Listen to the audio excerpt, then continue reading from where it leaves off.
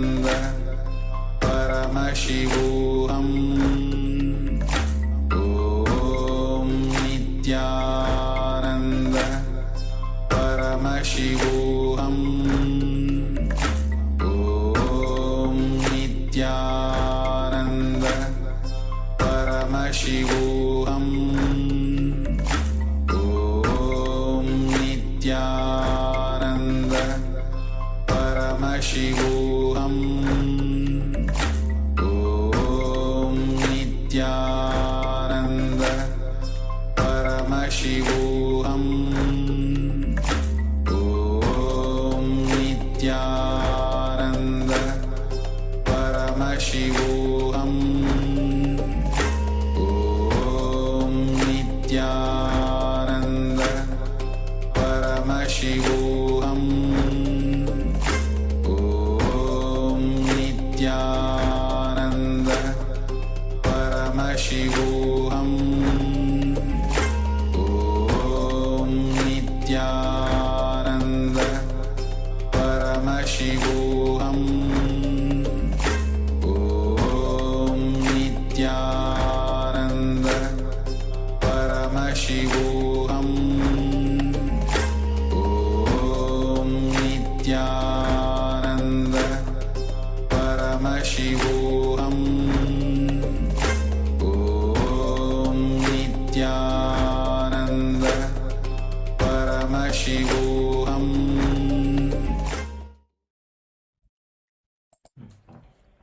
Nityananda, let us slowly relax from the power manifestation. You can open your eyes and share what was revealed to you and all the things that were within your walk, the unfulfilled promises, all that was revealed to you, complete. Let the completion happen.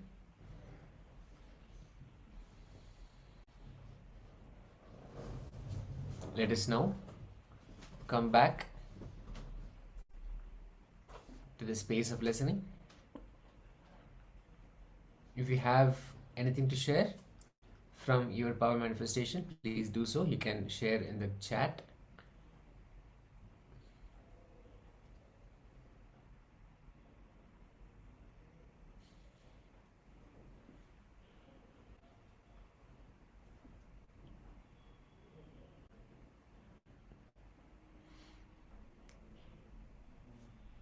Okay, let us now enter into the next session.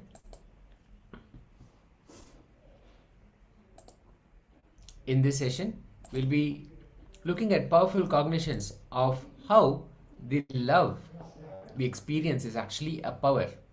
Let us come back to the space of listening and listen to the Supreme Pontiff of Hinduism, Bhagavan Nityananda Paramashiva, give us powerful cognitions about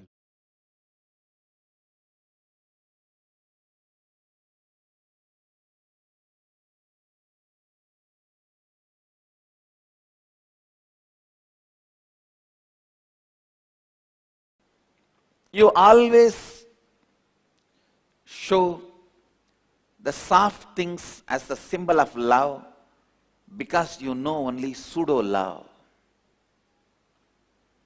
Understand? We always show only the bird feeding the baby bird as the symbol of love, action of love. A rose flower we show as symbol of love.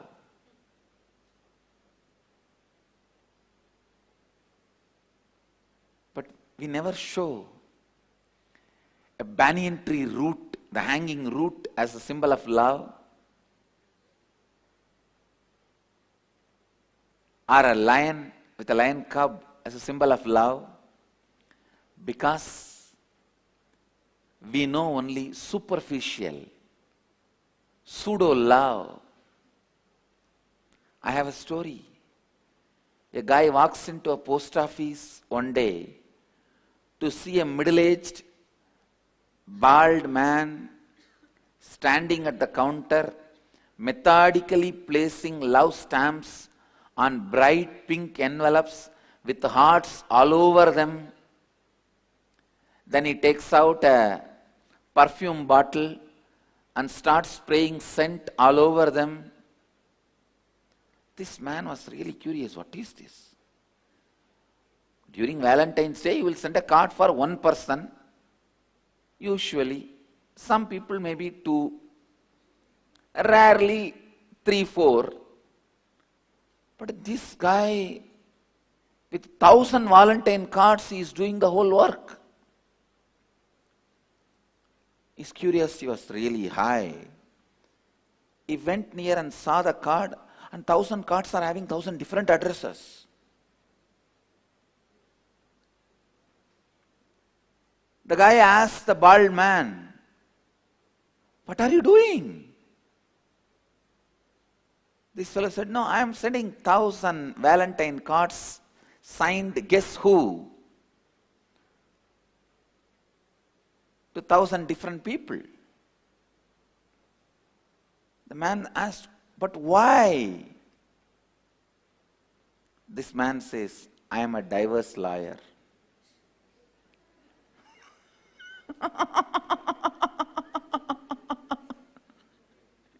If you don't understand, you don't understand. Understand? No, we know only this much love.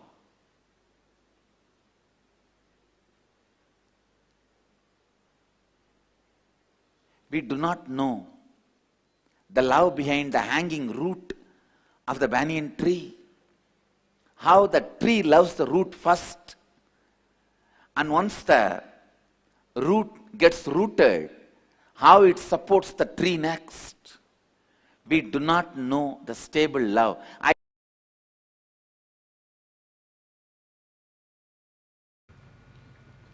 Please listen. Now I am going to make a very important sacred secret. Going to make a very important statement. Please listen. Now I am going to make a very important statement. Love of the Master enters into you, completes you, fulfills you, and turns back as love for the Master and enlightens you. Listen. Love of the Master enters into you, fulfills you, completes you, turns around and flows as love for the Master and liberates you.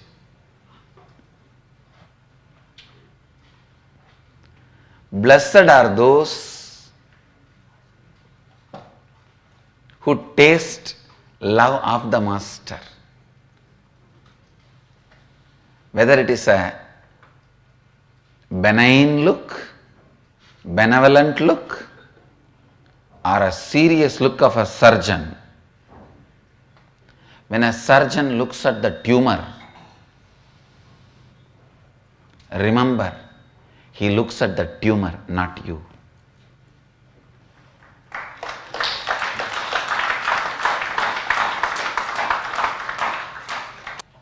Unfortunately, when I look at the tumor, to terrorize the tumor, you mistake I am looking at you. Understand, decide clearly to hate what Master hates, to love what Master loves. In every one of you, there is a part Master loves. Love that part, cherish that part, nourish that part, entertain that part, enrich that part, that will enlighten you. In every one of you, there is one part Master hates. Hate that, destroy it, complete it, drop it. That will be a great liberation for you. Listen. It is love of the Master enters into you. It can be as simple as Nayana Diksha, his eyes falling on you. I have created a new Diksha, new initiation, with which successfully I have initiated millions.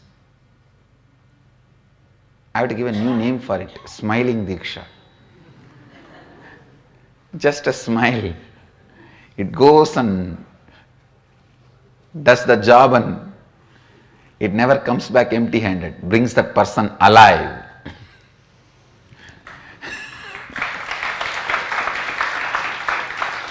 Understand, the Vishnu Sudarshana goes, kills the person and comes back. Shiva's Trishul goes and kills the person and comes back. Subramania's spear goes and kills the person and comes back. The master's smile goes and brings the person alive, more alive.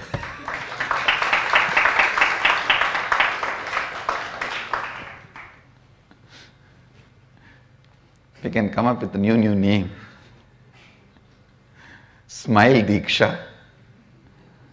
It can be as simple as a look, smile, or a blessing, tatastu, or as simple as a like in the Facebook.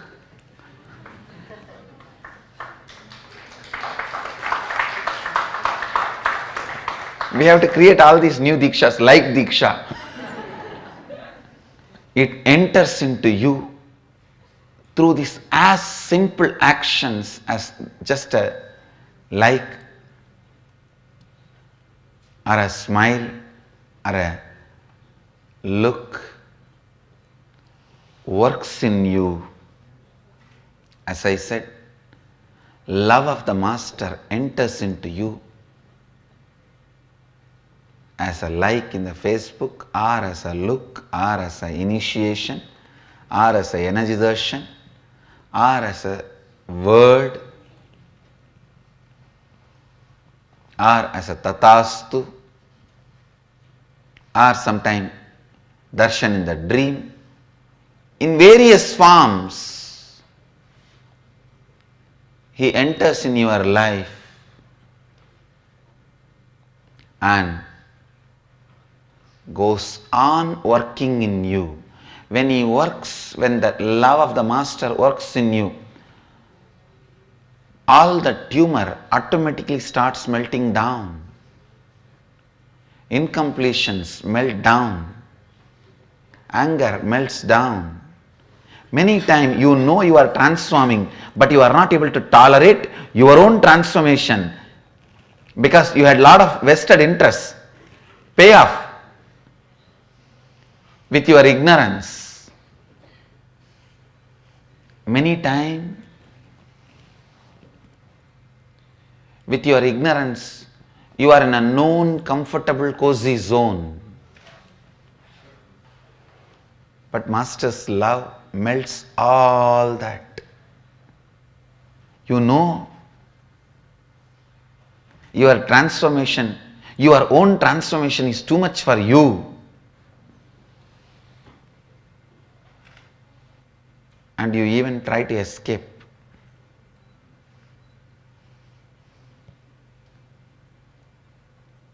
But his love is so powerful. He continues to work, continues to work, continues to work. Only one thing, don't shut the pipeline through which he is supplying the love. Shutting the pipeline means either escaping, running away, disappearing, or never allowing him to train you.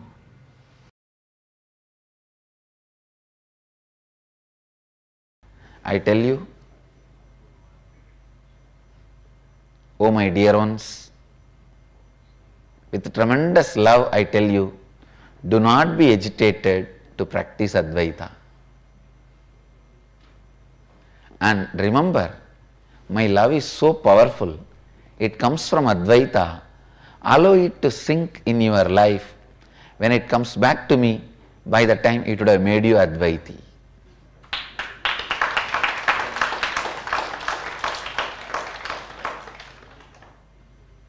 Love of the Master engulfs you, fills you,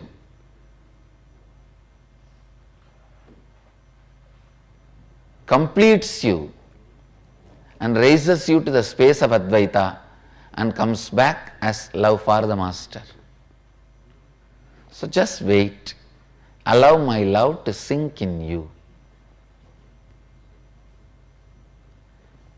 When a Master's love of the Master showered on you, suddenly you feel nothing in the world matters anymore.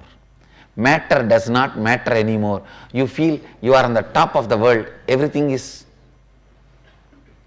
forgotten. That is what I call Visishtadvaita. Means you feel everything is part of you. You are part of everything. And then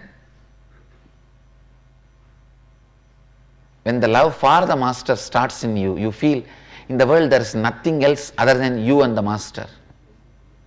Nothing else matters.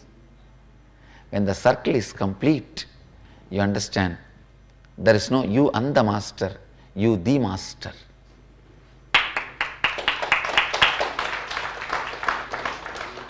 I tell you,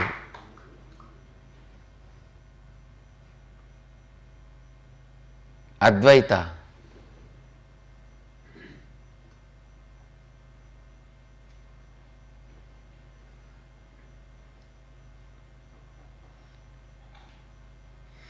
is the fact. It's a truth. Fighting with Advaita is utter foolishness. Saying no, that it cannot be practiced is utter ignorance. Today or tomorrow, you have to land up only in that space. Already you postponed enough for Janmas. Landing up in the space of Advaita. Now don't postpone anymore. No need to waste the life. All success happens from Advaita. All failures are happening from the fighting with Advaita.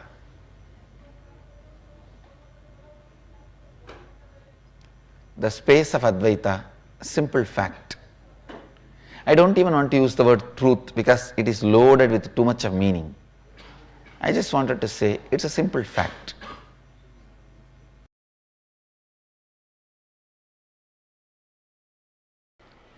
So I wanted every one of you to be very clear.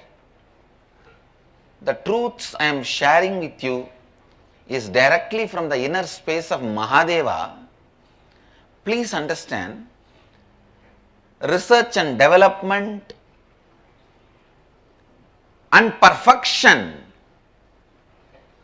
of these great truths, the way they are lived, the way they are transmitted, the way they are contemplated, the way they are listened, this perfection, the research and development and the perfection has happened in a great loving space of Mahadeva. In the love of the Master, all these teachings become part of your very bioenergy. Love of the Master is from the space of bioenergy, pure Kundalini Shakti, unpolluted. So naturally that awakens your Kundalini Shakti, your core opens up. A few days before, I received a message from a devotee in Mumbai. In Facebook she writes, I always had tremendous fear to open up to you, this feeling scared about being open to you, because the moment I come to see you or come near you, you are such powerful addictive space. I feel I'll be lost in it. I tell you, you will find you in it. You will never be lost in it.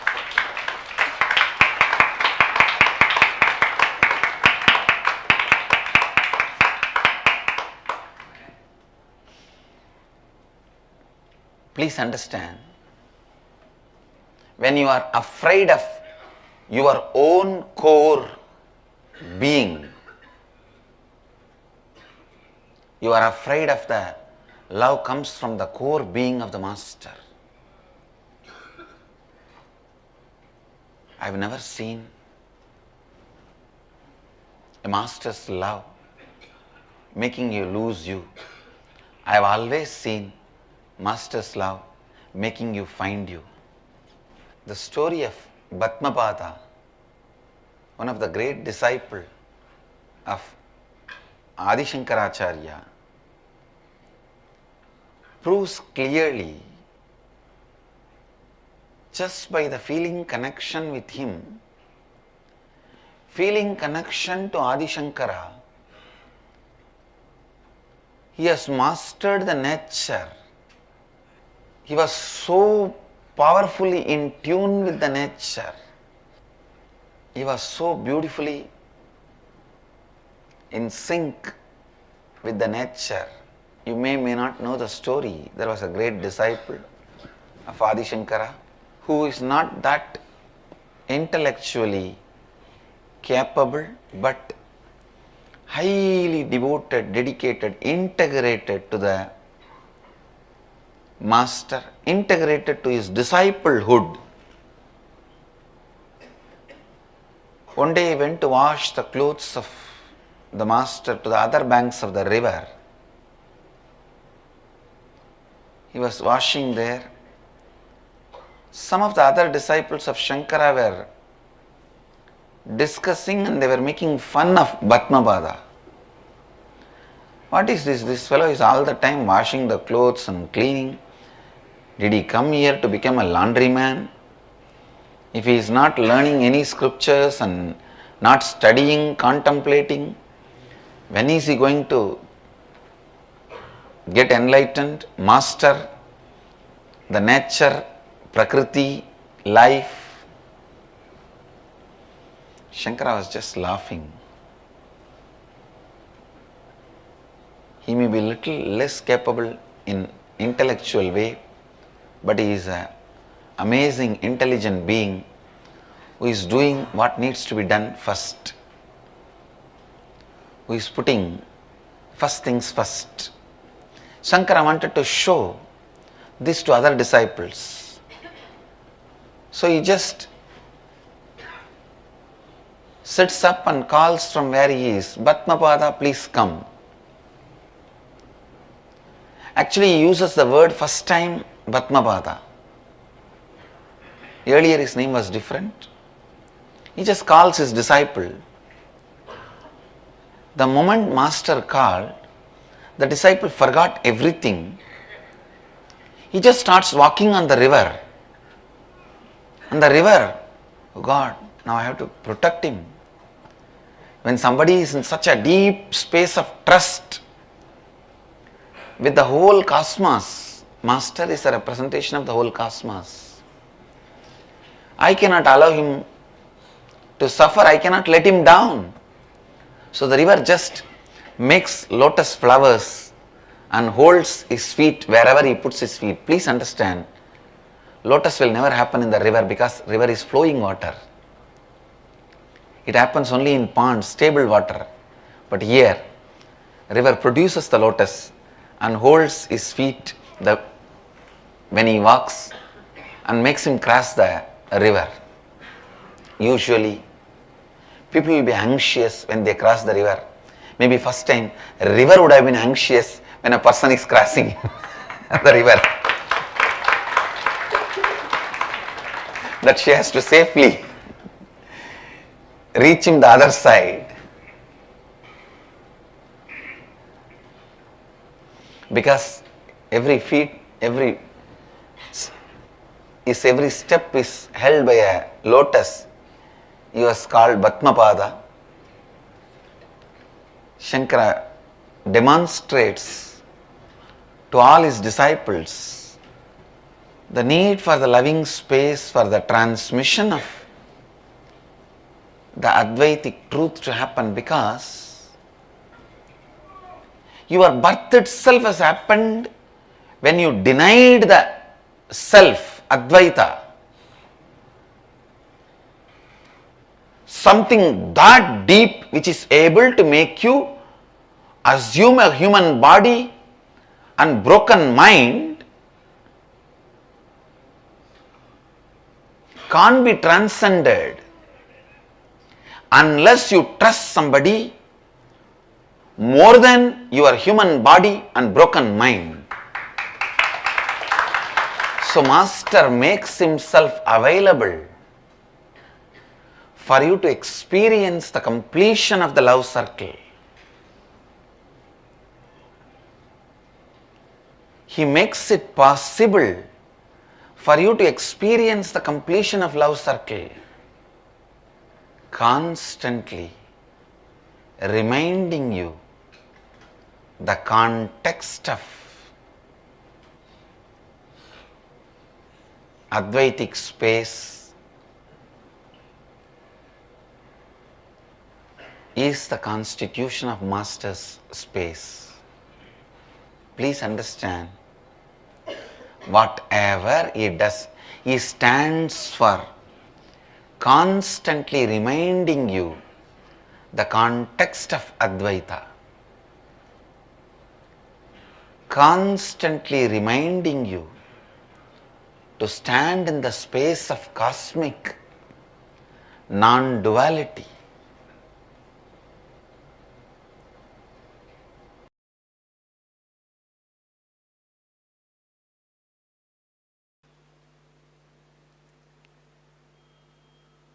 The moment you start the completion process, the Guru's grace has started happening in your life. Please understand. Your self-effort brings Guru's grace. Guru's grace brings more self-effort. Guru's grace inspires you to start the completion process. Completion makes more Guru's grace flow in your life. It is virtuous circle. You might have heard the word only vicious circle. Now I am introducing a new word, virtuous circle. Love of the Master enters into you and inspires you to do the completion process. Then it turns as love for the Master. When the Guru's grace enters into you, it starts moving you towards completion process. When you start the completion process, automatically the more Guru's grace enters into you. Please understand, don't ever be afraid. Don't say, oh God, I have so much incompletion.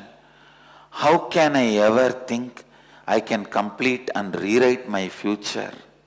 When a fire starts burning the trees, not only the forest reduces, the strength of the fire gets added. So when you start doing completion, you may have 10,000 incompletions in front of you. But when you do even one completion, two completion, all the completed thoughts will become power of you. Not only enemy is reducing, friend is increasing. Opposite army is reducing, your army is increasing. The pattern of completing with incompletion becomes your strength.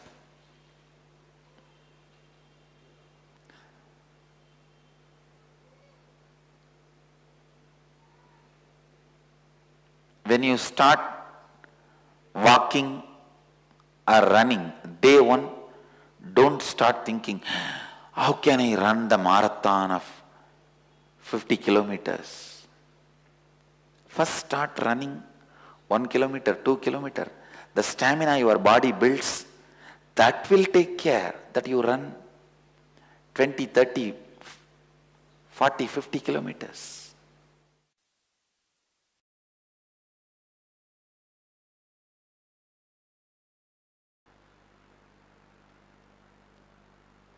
Completion with life is eternal love. Please understand, with anybody you feel complete,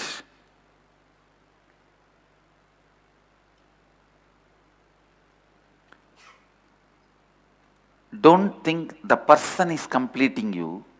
Your completion is making that person beautiful. Please listen. What I am talking is a very important point. If you see somebody and you are in love and you feel complete, be very clear. That person has no role in your completion experience.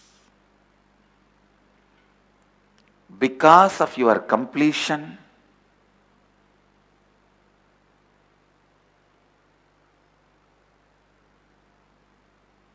the person looks more greener than the green itself, more rosier than the rose itself, more beautiful than the beauty itself.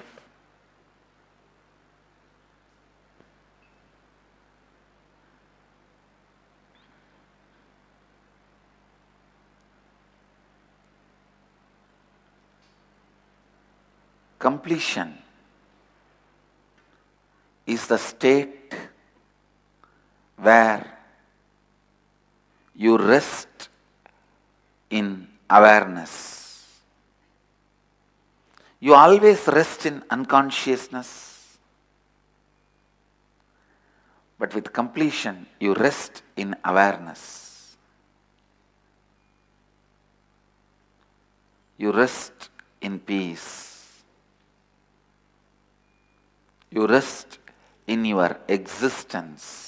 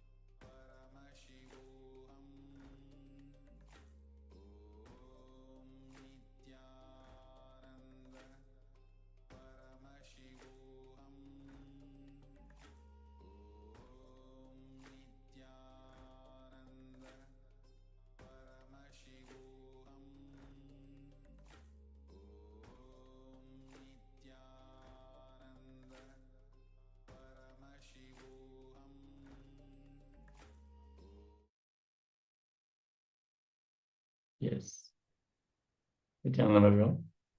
Beautifully, Swamiji has revealed the deeper insights about love and the love cycle, how our relationship to the Master can bring the deep completion in that cycle. Understand, we always understand the soft things as the symbol of love because we only know the pseudo love. We always show only the bird feeding the baby bird as the symbol of love, the action of love. A rose flower we show as a symbol of love, but we never show a banyan tree root, the hanging root as a symbol of love, or a lion with a lion cub as a symbol of love, because we know only superficial pseudo love. We do not know the love behind the hanging root of the banyan tree, how the tree loves the root first, and once the root gets rooted, how it supports the tree next. We do not know stable love. So let us enter into an internalization exercise about the powerful cognitions that we have just received. So we are going to do this very simple exercise. So first, what we will do is we need to look in and ask that do we have incompletions? Do we have fears, insecurity? Do we find love as a weakness? As Swamiji, the Supreme Pontiff of Hinduism, very beautifully shared the story of the disciple who walked on the river and the lotus came in flowing water, which is not normal. Do we feel that by expressing and embodying and having that kind of a love, do we feel fear? Do we feel it is a weakness? Do we feel insecure or do we feel empowered? So this is the first point. Do you have incompletions, fear, insecurity? Do you find love as a weakness? If you have a thought like whether I will have love from this person or love in my life forever, like that, which means like you feel unsure if the love is going to stay. Will I get exploited? These kind of ideas if you have. So please look in and note these ideas and these cognitions. Next step, bring completion within. Decide that others can be only cause, but you alone create the incompletions. The incompletions cannot be created by others in you. Decide inside yourself this thing that others can only create. They can only cause actually, but final decision for a completion to happen in your inner space is by you. Only you can create. Others may only create a circumstantial cause. Come to this conclusion. With this, bring completion in your inner space about love and your insecurity about expressing love. When you do this exercise, spontaneously, the completion will happen. So we'll be projecting the steps.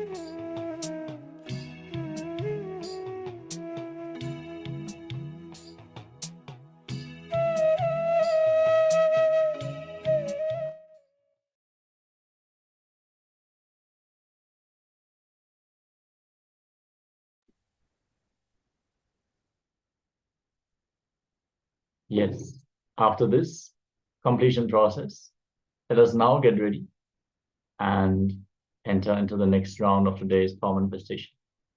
Our power manifestation today is also completion related.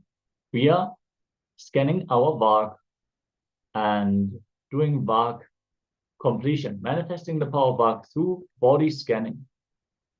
Vak is the energy behind the Vishuddhi chakra, the energy behind our speech that makes us express and manifest our life through words. In this round of the power manifestation, we are going to scan our Vak and see who all, like other people, who have given us unfulfilled promises in the past, and we're going to complete them. In the previous round, we have manifested the power of scanning the unfulfilled promises that we have given. And now we're going to turn this around and see by whom we have received promises which have not been fulfilled. And we're going to complete with them. See, whenever something remains unfulfilled, it leaves a hangover within us if we don't complete it. So this is one of the ways where we can strengthen our Vak. We can strengthen the trust in ourselves and in other people as well. So if any of you have a question or doubt about this process,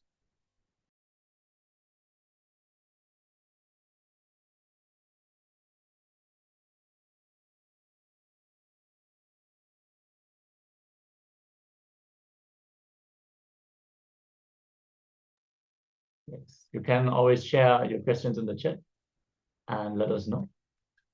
We are here to clarify any doubts. So for this power manifestation, simply sit straight with the head, neck, and spine in a straight line. This way the energy can flow the best through your body, along your spine. Visualize Swamiji in your inner space. Visualize the sweet smile of Swamiji in your inner space. And chant the Mahavakya to connect to Paramashiva through Swamiji. Om Nityananda Paramashivoham. Sit in that space of oneness where you and Swamiji are one and the same, and declare from that space of oneness, Swamiji, please manifest this power through me. Reveal all the unfulfilled promises others have given to me, and let me experience completion simply by the power of the third eye. Let's begin.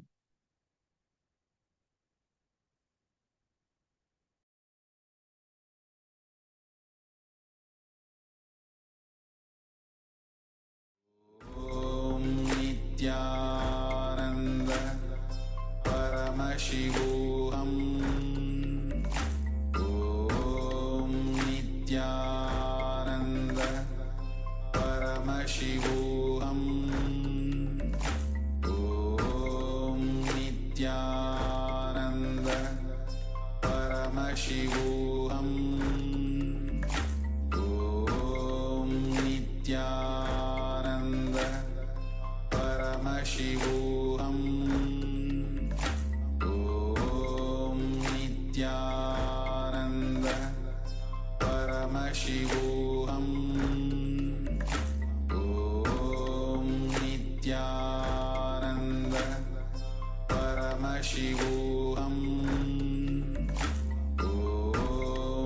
Nityananda